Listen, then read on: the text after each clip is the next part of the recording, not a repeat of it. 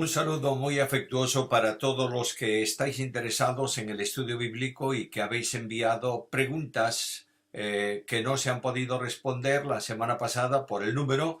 Vamos a responder hoy, si es posible, a todos los que nos han quedado pendientes.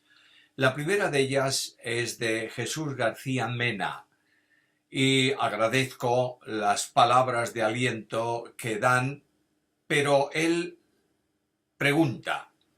Primera pregunta, ¿cuándo fue creado Satanás? ¿Antes de Génesis 1? ¿Entre Génesis 1 y 2? Según la teoría de la brecha que muchos enseñan, después de Génesis 1 hay diferentes teorías. Lo cierto es que fue creado antes que el hombre, de eso no cabe la menor duda, pero ¿en qué época? Primeramente, no se puede hablar de épocas antes de la creación del hombre, porque las épocas son para el hombre. En segundo lugar, la Biblia enseña que los ángeles han sido creados en una sola acción creadora de Dios, todos ellos conjuntamente e indudablemente por las referencias bíblicas antes de la creación del hombre. Y probablemente fue el primer acto creador de seres en la creación de Dios, porque nos dice la Escritura que las estrellas del alba, refiriéndose a los ángeles, las estrellas se regocijaban viendo la obra que Dios estaba haciendo. Por tanto, Satanás fue creado antes del hombre con el conjunto de todos los ángeles. Las teorías de la brecha y cosas por el estilo son asuntos meramente filosóficos. Y no solo filosóficos, incluso yo iría un poco más allá para definirlos como propósitos contradictorios para expresar errores en la Biblia que no existen. Por tanto, dejémonos de historias de la brecha, dejémonos de que Satanás fue creado y que cayó y que destruyó. Todo eso es teoría humana. Lo único que tenemos es la respuesta bíblica. Satanás fue creado con todos los ángeles antes de la creación del hombre y probablemente como primer grupo de seres que Dios creó. Abigail Martínez. La pregunta dice, se habla de los demonios que Dios tiene encadenados en el río Éufrates. ¿En qué parte de la Biblia lo confirma y por qué los tiene ahí? Bueno, Apocalipsis capítulo 9, versículos 14 y 15, dice así, diciendo al sexto ángel que tenía la trompeta, desata a los 4 ángeles que están atados junto al gran río Éufrates. Y fueron desatados los 4 ángeles que estaban preparados para la hora, día, mes y año, a fin de matar a la tercera parte de los hombres. Por tanto, lo que me interesa de ese texto fantástico del Apocalipsis es la soberanía de Dios. Dios tiene a esos ángeles encadenados en el área del río Éufrates, no quiere decir que estén dentro del río, son seres espíritus. Por tanto, los tiene colocados ahí especialmente por su condición pecaminosa de disposición de generar muerte y de matar seres vivos. De ahí que están preparados. Pero nos dice que no están preparados para soltarlos en algún tiempo, sino en la hora, en el día, en el mes y en el año. Y esto me habla de la soberanía. Preparados. No es que Dios los haya creado para matar hombres, sino que son malvados a causa de haber abandonado a Dios y son pecadores empedernidos. Y Dios conduce los malvados propósitos y procederes de estos demonios a los propósitos suyos de juicio para ejecutar su plan en la historia antes de la venida de Jesucristo. Carlos Hernández Amador pregunta, tendría que profundizar más en el tema y sobre todo posicionarse en cuanto del arrebatamiento, porque sí que es fundamental. Sin duda alguna, el arrebatamiento de la Iglesia, el traslado de la Iglesia es doctrina fundamental. Cristo lo dijo, se va a cumplir. Nadie puede dejar de creer en eso. El posicionarse en cuanto a Biblia es muy sencillo. La Biblia indica que el traslado de la Iglesia es inminente, es decir, puede ocurrir en cualquier momento. No hay señales que tengan que cumplirse antes del traslado de la iglesia, pero la iglesia puede ser trasladada, y esto ya es doctrina general. Yo creo que va a ser trasladada antes de la tribulación. Otros piensan que será trasladada a la mitad de la tribulación.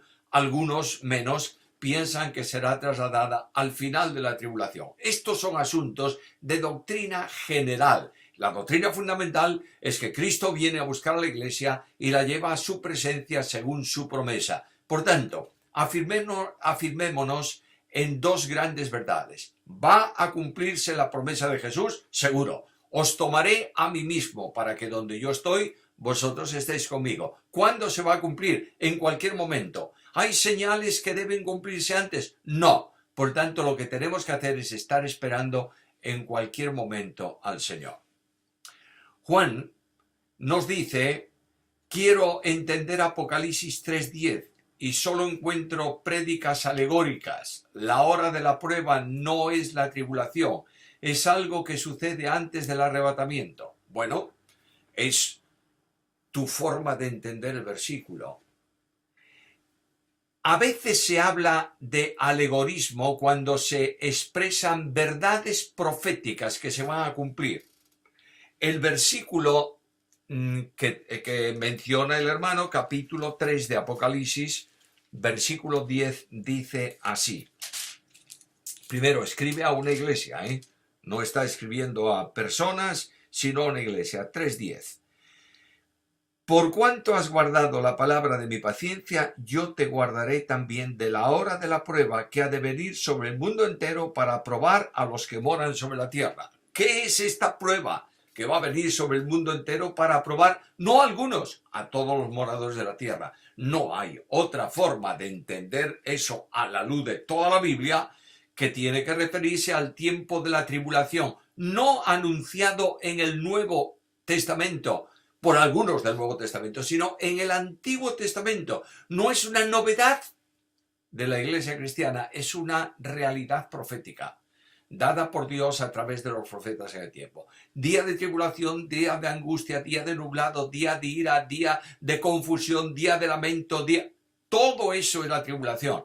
Y lo que está diciendo que esta prueba de Dios enviada para caer sobre el mundo entero, la iglesia no es del mundo. Y yo personalmente pienso que antes de que eso se produzca, la iglesia será trasladada. Pero es una opinión con base bíblica en este caso y también con referencia a la carta de Pablo a los tesalonicenses, en donde Pablo dice que nos ha librado de la ira venidera. Claro que este versículo, como lo dije en alguna ocasión, puede referirse a la ira de Dios sobre aquellos que no han creído y nos libra por salvación, pero más consonante es considerarlo en relación con este versículo de Apocalipsis. No es alegorías, son realidades. Dios envía un tiempo de tribulación y prueba sobre el mundo entero que vendrá antes del retorno de Jesucristo. Oski Montoya pregunta, ¿es lo mismo ángeles caídos que demonios? Sí, lo mismo. Son los ángeles que Satanás fue capaz de convencer en su rebelión contra Dios y que llevó cautivos la tercera parte de las estrellas del cielo. No son pocos, son muchos los demonios o los diablos, Satanás y sus ángeles. Hay distintos nombres para estos seres, pero son los mismos. Juan vuelve a enviar otra pregunta. A la luz hoy que la palabra da versículo a versículo, ¿cómo entender el mismo versículo de Apocalipsis 3:10 sin alegorizar como usted dice? Entiendo que los capítulos 2 y 3 preceden al traslado de la iglesia al cielo. Entiendo que en cada una de las iglesias hay trigos que serán trasladados al cielo. Entiendo que los 24 ancianos constituyen la iglesia en el cielo. Siguen citas en las almas de los muertos durante la tribulación. Le ruego que me haga entender 3:10. Es muy sencillo. No está hablando de de un asunto que tiene cumplimiento en el tiempo de la Iglesia. Confirma lo que acabo de decir en la respuesta a la pregunta anterior. Dios envía un tiempo de prueba sobre el mundo entero, en el que la Iglesia no estará presente según lo que aparentemente es más consecuente con toda la interpretación profética. La Iglesia será llevada al cielo, los 24 ancianos simbolizan la presencia de la Iglesia en los tronos en el cielo, y las almas de los muertos durante la tribulación son personas que han creído durante el tiempo de la tribulación y que han sido muertos por el testimonio del Evangelio. Nada tiene que ver con un tiempo de prueba o de tribulación por el que la Iglesia va a pasar. La Iglesia no es el mundo. Cristo mismo lo dijo. No son del mundo, como tampoco yo soy del mundo. Por tanto, lo que afecta al mundo no afecta, en el sentido espiritual, no afecta a la Iglesia. Andrés Llanos. La pregunta es, si en el diluvio fue raído todo lo que había de aliento de vida excepto Noé y su familia, ¿cómo es que estos seres gigantes aparecen nuevamente en las Escrituras? En primer lugar, la Biblia no es un libro escrito en una forma de relato plano, temporal y continuado. A veces la Biblia relata hechos como lo de los gigantes anteriores al diluvio, y luego pasa el diluvio, y luego vuelve a referirse a los gigantes, y no hay duda ninguna que pudieran ser seres que están antes y después del diluvio. Prueba de ello es que hay gigantes en la conquista de la tierra de Canaán en los tiempos de Josué, en la conquista de las ciudades de Canaán. Hay un hombre, Goliat, que es un gigante. Ahora, notemos que hay varias palabras en hebreo para referirse a gigantes. Por tanto, a veces la Biblia habla de gigantes refiriéndose a personas de una talla considerable, y esto no significa que sean el producto del pecado de los ángeles, sino que están presentes en la tierra. Algunos de ellos son absolutamente malvados, opuestos a Dios, y Dios los quita de en medio. Pero no podemos vincular asuntos de relaciones de ángeles, etcétera, etcétera, anteriores al diluvio, con lo que pasa después del diluvio, que es un tiempo diferente.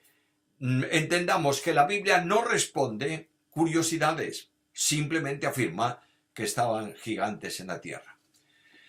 Gilbert Gabriel Martignone nos dice, quería conocer su opinión sobre el libro de Enoch, donde habla mucho sobre los ángeles, y algunos dicen que Jesús y los apóstoles usaron textos de este libro. Y por eso, ¿y por qué no se consideró dentro de la Biblia? Bueno, solo hay una cita bíblica que se refiera concretamente al libro de Enoch, y está en Judas capítulo 1 y versículo 14. Y el escritor sagrado se refiere a ángeles, a algo de los ángeles, luchas de los ángeles, etcétera, etcétera, anteriormente a ese versículo 14. Tengo aquí la Biblia delante, puedo abrirla un momento para no citar de memoria. Judas, capítulo 1, y versículo 14, de estos también profetizó Enoc, séptimo desde Adán, diciendo, he aquí vino el Señor con sus santas decenas de millares para hacer juicio contra todos. Pero anteriormente habla de los ángeles que no guardaron su dignidad, y en el versículo 9 habla de el arcángel Miguel contendiendo con el diablo. Todas estas referencias están en el libro de Enoc. Se piensa que por el nombre es el sexto desde Adán, de modo que es el personaje que caminó con Dios y Dios los llevó. Ese libro no es un libro inspirado, pero no es un libro mentiroso, ni tiene doctrinas equivocadas en su contenido en general. Lo que le da carácter de inspirado no es el texto que se cita de ese libro, como si fuese inspirado que cita Judas, sino el hecho de que Judas cita ese texto en un escrito, su epístola, que sí es inspirada. Tenemos que tener mucho cuidado con este asunto, y permitidme una aclaración. Se habla muy a menudo de que los libros apócrifos que tenemos en la Biblia son lecturas no recomendables. Quiero recomendar la lectura de los libros apócrifos. no como inspirados, que no lo son, sino como libros de espiritualidad. De modo que según tú lees un libro escrito por un creyente sobre un determinado tema, lee también los libros apócrifos y encontrarás muchas bendiciones en la lectura. Pero por favor, no son inspirados. No prediques los libros apócrifos. Puedes hacer una referencia histórica a alguno de ellos si es necesario. No son inspirados, por tanto no tienen ninguna autoridad procedente de Dios, pero son producidos en una gran parte por pensamiento reflexivo de personas que creían en el Dios de la Biblia. Dorcas Garrido. Si los ángeles no mueren, entonces los ángeles caídos, ¿a dónde irán en el juicio final? Bueno, al infierno. El infierno es un lugar preparado para el diablo y sus ángeles. De modo que al final del tiempo irán al infierno. Nadie de los que van al infierno cesan, desaparecen, se disuelven, se queman y no más. Dice que el tormento dura permanentemente por los siglos de los siglos, el juicio, el castigo a causa del pecado. Por tanto, ahí están los ángeles que se rebelaron contra Dios. Mi pregunta es, en el tiempo de Noé aquella raza especial fue destruida. ¿Es porque en su mayoría eran personas poseídas por demonios?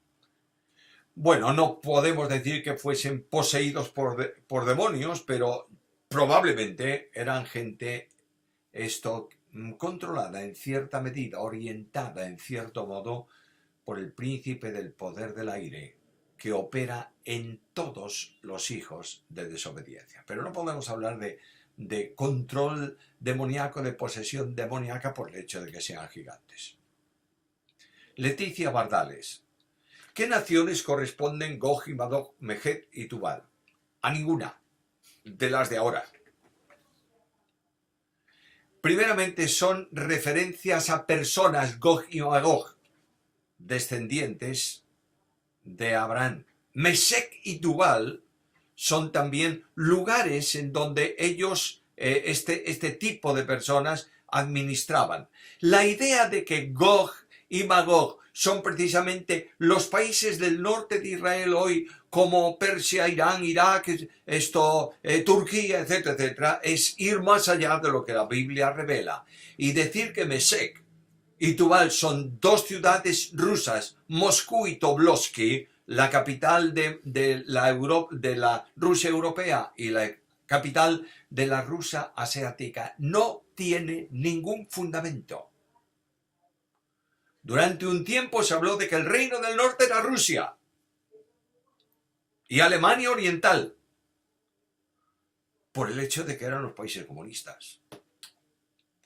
La Biblia solamente habla del reino del norte y tropas de Gog y Magog, Mesec y Tubal, que tiene que ver con naciones que históricamente están encima, en el norte de Israel, y que son enemigos continuados de Israel.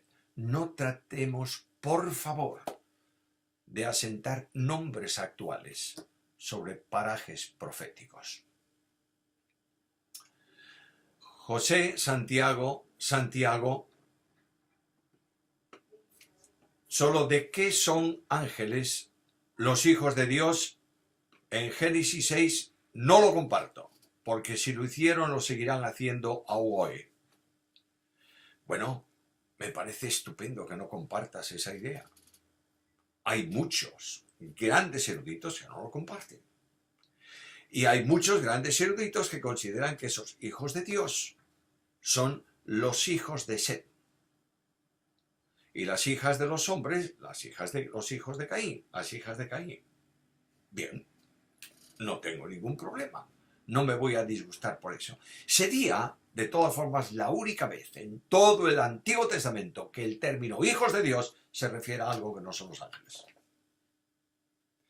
Además de esto, Dios cortó la acción de esos ángeles que habían abandonado su propio sistema, su forma de vida, y los encerró, reservados para juicio, por el pecado que ellos cometieron. Carta primera de Pedro, por favor, capítulo 2 y versículo 4. Carta primera de Pedro,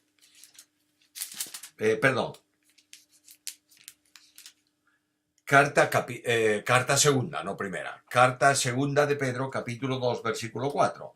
Porque si Dios no perdonó a los ángeles que pecaron, sino que arrojándolos al infierno los entregó a prisiones de oscuridad para ser reservados al juicio. Ahora, Judas, capítulo 6.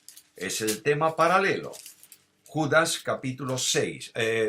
Versículo 6. Tiene un solo capítulo. Versículo 6. Y a los ángeles que no guardaron su dignidad, sino que abandonaron su propia morada, los ha guardado bajo oscuridad en prisiones eternas para el juicio del gran día. Luego lo que Dios hizo fue prohibir terminantemente una acción semejante a los ángeles.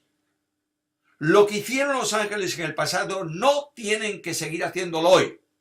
Sobre todo si Dios cortó esa acción y los encerró a los ángeles reservados para el juicio. Pero si crees que no son ángeles, pues haces muy bien, porque no se trata de doctrina fundamental, sino de doctrina general. Juan Bautista Fernández.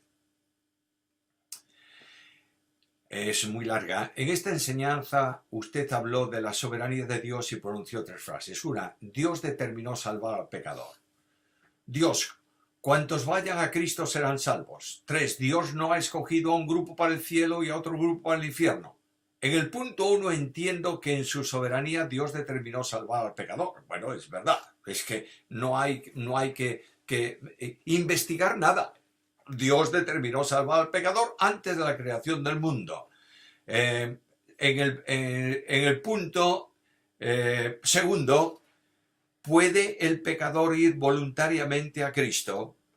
El pecador es un rebelde que no quiere saber de Dios voluntariamente por propia condición, porque la vida de Dios, las obras de Dios denuncian su condición pecaminosa y el hombre pecador no quiere saber de Dios. No cito textos del Antiguo Testamento, aunque podría deciros aquel de Isaías, todos se desviaron, cada cual se apartó por su camino, pero en el Nuevo Testamento Pablo dice: no hay justo ni aun uno, no hay quien entienda, no hay quien busque a Dios. Y como el hombre no busca a Dios, es Dios que viene a buscar al hombre. Lucas 19:10.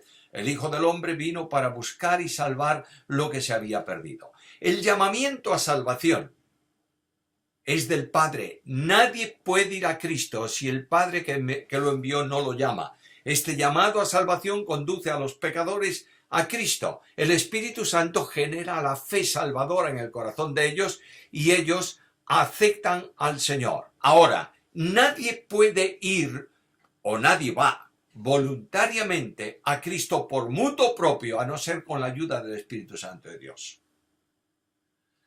Y el Espíritu Santo de Dios redarguye al hombre de pecado, de juicio, de justicia. El Espíritu Santo hace sentir al pecador su condición y el Espíritu Santo orienta la acción de entrega incondicional para salvación. No olvidemos algo. El mensaje del Evangelio, la respuesta a la invitación del Evangelio, no es un ruego que Dios hace, es un mandamiento que establece. Pablo dice a los atenienses: ahora Dios manda a todo hombre en todo lugar que se arrepienta. Y el hombre es rebelde por condición natural, desobediente. Por tanto, no puede hacer lo que es contrario a su propia naturaleza. Por eso el Espíritu Santo le capacita para esa acción personal. En el punto 3, así que el pecador necesita ir a Cristo, va a Cristo llamado por el Padre y ayudado, impulsado, conducido, orientado, generada la fe por el Espíritu Santo. La salvación siempre es de Dios. Salmo 3.8 y Jonás 2.9. Ahora en el punto 3 ya no ha escogido los que serán, Dios ya no ha escogido a los que serán salvos. Y los que no desde la fundación del mundo, bueno, eso está tal vez mal expresado. Dios ha escogido a algunos de entre los hombres para salvación. Primer punto. Lo dice la Biblia, yo no puedo negarlo. Segunda verdad, Dios llama a los hombres a que vuelvan a Él y vengan a Cristo. Y Cristo dice, todo aquel que cree en mí no se pierde. Segundo, el que a mí viene no le rechazo. No tengo ni un solo texto bíblico que diga que solamente los escogidos específicamente van a ser salvos, aunque indudablemente siempre esos son salvos. Lo que sí es cierto, y desafío a cualquiera a que me lo indique, ¿dónde está un solo texto en toda la Biblia que afirme que Dios escogió a algunos para salvación y al resto para condenación? Dígamelo. Si alguien me dice un texto en ese sentido, yo rectifico públicamente en el canal y me arrepiento públicamente de mi posición. No hay decreto de condenación anticipado al pecado en el que se selecciona a algunos hombres y mujeres para ser perdidos y condenados al infierno y no pueden salvarse aunque quisieran hacerlo. Hay una contradicción directa de Dios que afirma que Dios no quiere la muerte del impío. ¿Está claro? ¿Dios escogió a algunos para salvación? Sí. Todo aquel que sea llevado a Cristo y venga a Cristo y se entregue a Él como Salvador, lo reciba como Salvador personal, ¿es salvo? Sí.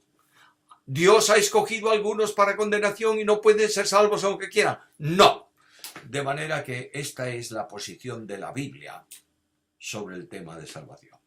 Rolando Peralta, me encantaría que usted desarrolle de la misma manera que ha hecho con la doctrina de los ángeles, Satanás y los demonios, y también sobre escatología, doctrinas como cristología, doctrina de la Trinidad. Sería una enorme bendición para el cuerpo de Cristo responder y proveer de respuestas. Bueno, si el Señor da ocasión, esta enseñanza sencilla sobre doctrinas vamos a seguirla. De manera que en algún momento tendremos cristología, en algún momento tendremos teología propia con el tema de Trinidad, hablaremos de doctrina de la Iglesia, en fin, el propósito es tener las 9 doctrinas fundamentales y desarrollarlas de forma muy sencilla, muy simple, como estamos haciendo para todos aquellos que tengan interés. Una pregunta, Hernán Carvajal. Los ángeles caídos, la tercera parte que arrastró a Satanás, ¿son los mismos de Génesis 6? ¿Es el mismo pecado que cometieron? Los ángeles caídos son todos los demonios, todos los ángeles que siguieron a Satanás y que comprende a los ángeles caídos en general y a los ángeles caídos que se mencionan en Génesis capítulo 6 y a los ángeles que tienen una disposición de mayor perversidad y a los de menos. Es decir, todos los ángeles caídos están en aquel grupo que fueron arrastrados por Satanás. Abigail Martínez, una pregunta, se habla mucho de los demonios que Dios tiene atados en el Éufrates, ¿me puede ayudar en esto? La pregunta ha sido contestada antes, pero añade, usted dice que la semana 70 no comienza con el arrebatamiento, pero lo que yo veo es que debe suceder antes del arrebatamiento para que se manifieste el anticristo y esté en acción para firmar el acuerdo de 7 años. Primero, el arrebatamiento de la iglesia no tiene nada que ver con el anticristo. Segundo, la última semana de Daniel, la semana 70, se dice cómo comienza. Abramos un momento. Daniel capítulo 9, versículo 27.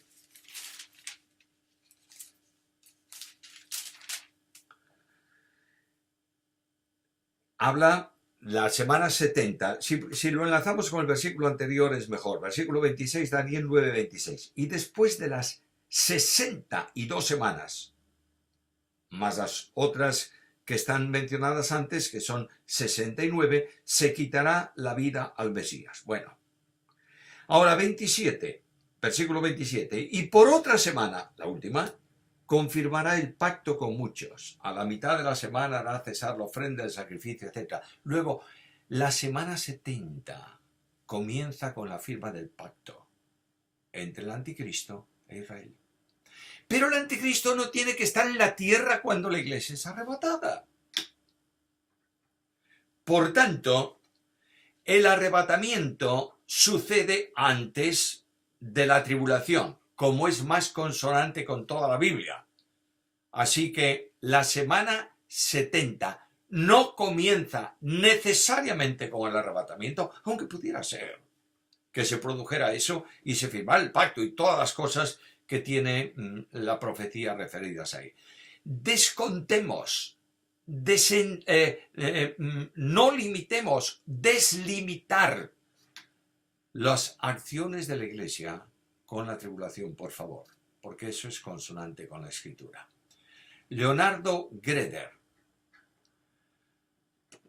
¿es correcto bíblicamente enseñar que en el infierno no hay demonios, solo almas humanas que mueren sin el Señor? Ya que bíblicamente hallamos que la habitación de muchos demonios es el abismo y otra morada que aparece en otra de las cartas de Pedro, denominada infierno, aunque el término es tártaro. ¿Es correcta la aplicación de esos lugares? El infierno bíblico se inaugurará con dos hombres, el anticristo y el falso profeta. Pero el Señor dice, Mateo 25, 41, que Dios enviará al infierno a aquellos que no creen, al lugar preparado para el diablo y sus ángeles.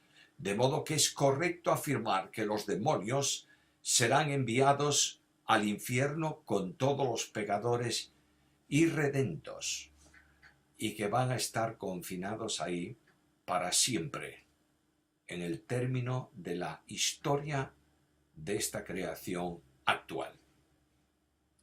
Marcela Beltrán: ¿usted opina que el Espíritu Santo no puede irse junto con la Iglesia porque tiene la tarea de traer convicción de pecado durante la gran tribulación? Yo particularmente creo que el Espíritu no puede irse o quedarse. El Espíritu Santo es omnipresente. Pero entiendo que la plenitud del Espíritu Santo que descendió en Pentecostés, que está en nosotros y con nosotros para siempre, se irá con nosotros en el arrebatamiento. Durante los 7 años de tribulación donde Dios tratará con Israel, volverá todo al igual del Antiguo Testamento. Por ello envía 2 profetas conocidos por ellos cómo se convencían de pecado en la antigüedad. De la misma manera trabajará Dios con ellos. Saludos de Argentina. La pregunta que quiero formularte es: ¿cómo se salvan los hombres? Antes y después de la Iglesia. Solamente de una manera, por gracia mediante la fe. Segunda cuestión. Durante el tiempo de la gran tribulación, efectivamente Dios trata con Israel. Y efectivamente Dios lleva un remanente fiel de Israel al desierto, se dice simbólicamente en la Escritura, donde trata con ellos, donde les ayuda, les alienta, etcétera, etcétera, y esos serán salvos. Pero el Evangelio será predicado por medio de 144.000 procedentes de Israel en todo el mundo, no a israelitas, a gentiles. Y millones de personas serán salvos durante ese tiempo. Hablar de que Dios salvó de una forma en la antigua dispensación y de otra en la actual no es bíblico. Ninguno se ha salvado en el Antiguo Testamento por obras de la ley, ni por sacrificios, ni por mensaje de profeta en el sentido de hacer algo. Se han salvado porque han creído a Dios y su fe les es contado por justicia. De manera que la gente de la antigüedad se ha salvado como tú y como yo, por gracia mediante la fe. Dejemos de sectorizar Israel por un lado, las naciones por el otro, la iglesia por el otro, porque habrá que preguntarse, ¿y todos los que sean salvos de Israel son de la iglesia o no? ¿Y las bendiciones y las promesas son compartidas por la iglesia o no? Todo esto requiere una investigación bíblica amplia, que a veces sistemas extremos no responden conforme a la palabra de Dios. David Rodríguez: Después de saludos he sido enseñado que beber vino es pecado, que en España es una costumbre que tienen entre las comidas. Y nosotros, de México, nosotros acompañamos nuestros alimentos con otras bebidas no alcohólicas. Pero he escuchado lo que usted enseña, me abre el panorama. No se trata de costumbre o de continente. Le pido de la manera más atenta si pudiera explicar más. Primero, comerse un pedazo de vaca, de buey, de vaca, de animal a la parrilla, ¿es bueno? Sí. ¿Permitido por Dios? Sí.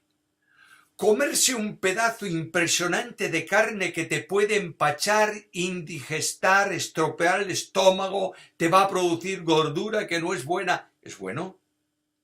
No. Uno es comer con moderación lo que se necesita, otro es comer con glotonería. Lo mismo ocurre con el vino.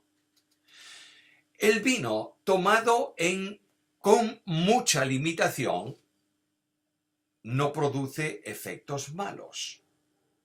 Es algo que Dios ha permitido al hombre. Es más, a Cristo le llamaban bebedor, y no se llama bebedor a uno que bebe agua, y mucho menos Coca-Cola. Bueno, no la había entonces, perdonadme la licencia. Pero el vino, dice la Biblia, hablando de diáconos y hablando de ancianos, que no sean esclavos del vino unos y que no sean dados a mucho vino, otros por tanto están bebiéndose. El vino se autoriza a beber a Timoteo, Pablo le dice, bebe un poco de vino. Ahora, si el beber vino un cristiano en México o en no sé dónde es un contratestimonio para el pueblo, porque el beber vino se entiende como emborracharse, embriagarse, etcétera, etcétera, no lo beba. Si algún creyente se siente molesto porque es un niño en la fe, no lo beba, porque la libertad no es hacer lo que queremos, sino lo que debemos. Pero a la luz de la Biblia no prohíbe el uso moderado del vino. Videos a mi amiga. Muy bien, un interesante título. En el ministerio, bueno, dice, la pregunta es extensa, dice que la confesión no es para perdón, sin embargo en 1 Juan 1:9 dice, si confesamos, Él es fiel para perdonar nuestros pecados, limpiarnos de toda maldad. Entiendo que el sacrificio de nuestro Señor es para pagar nuestros pecados pasados, presentes y futuros, sin embargo, leo que la confesión es necesaria para perdón, así dice el versículo. ¿Cómo puede entenderse esto? El concepto confesar no es decir a Dios lo que hemos hecho de malo. El concepto confesar, la palabra confesar quiere decir literalmente desde el latín confesar, decir lo mismo. Cuando un creyente comete un pecado, la comunión con Dios se interrumpe. La confesión no es decirle al Señor, Señor, mira, tú sabes que ayer a las 4 de la tarde traté mal a mi amigo, o cometí un delito de tráfico, o no respeté bien a mi mujer. El Señor me tendría que decir, ya lo sé, si yo estaba allí. ¿Qué me vienes a contar? Y aparte, hay muchos otros que no me estás diciendo. Confesar es decirle, Señor, tú has dicho que yo tengo que ser santo y ayer he cometido una falta y afirmo que debo ser santo. Afirmo lo que tú afirmas. Ese tipo de confesión restaura la comunión, perdona, retira el obstáculo del pecado para mantener la comunión. Pero todos nuestros pecados han sido perdonados, extinguidos en cuanto a responsabilidad penal de condenación cuando fueron trasladados a Cristo. Por tanto, el creyente tiene que confesar, claro, naturalmente que sí, porque en esa confesión reconoce una situación contraria a la voluntad de Dios y pide a Dios su ayuda y su gracia para vivir en santidad. 3 preguntas más, supongo que algunos de los que estáis escuchando estaréis cansados. Hablando de salvación, Dami P. Hablando de la salvación, sabemos que es por gracia mediante la fe, pero el ser humano debe recibir al Señor para ser salvo, debe aceptarle o no.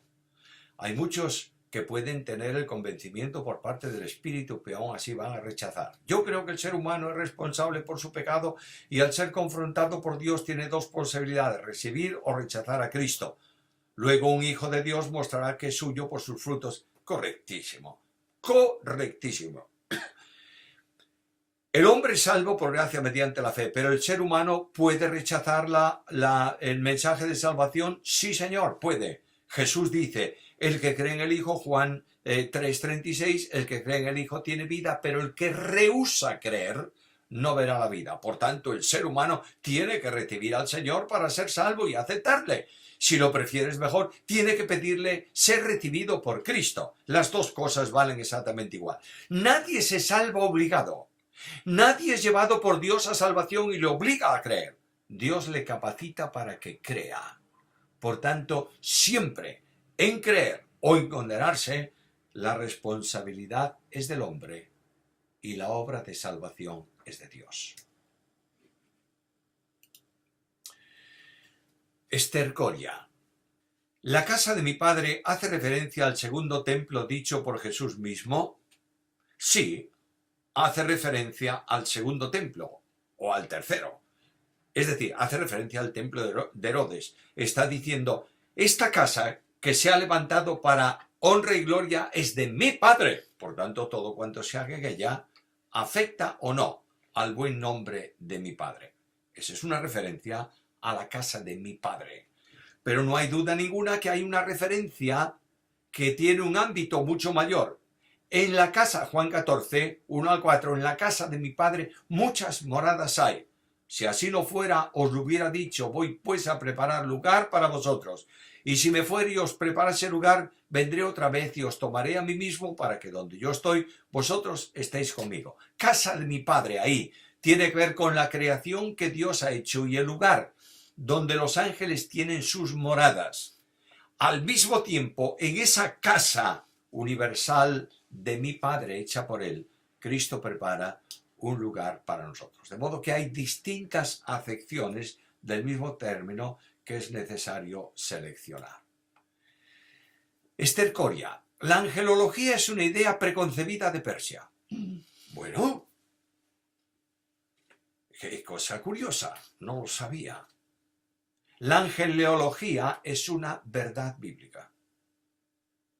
Y nada tiene que ver con los sistemas religiosos persas ni de otras naciones. También ellos hablan de ángeles y de demonios y de seres espirituales, etcétera, etcétera. Pero eso es la religión de los hombres.